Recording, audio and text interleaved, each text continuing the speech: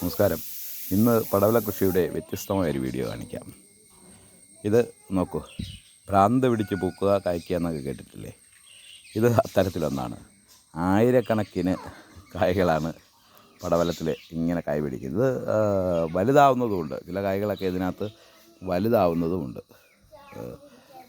കണ്ടില്ലേ?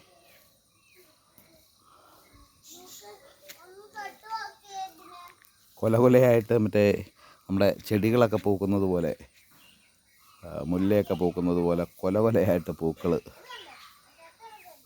വരുന്നത് പോലെ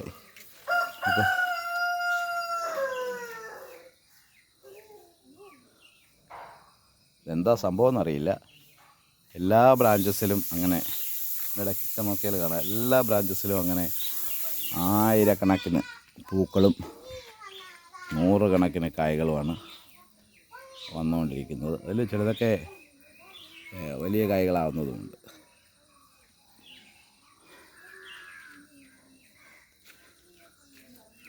ഇതെന്താ കാര്യമെന്ന് നമുക്കറിയില്ല. ഇതെന്താണ് ഇങ്ങനെ കായ്ക്കുന്നതെന്നറിയില്ല നമുക്ക്.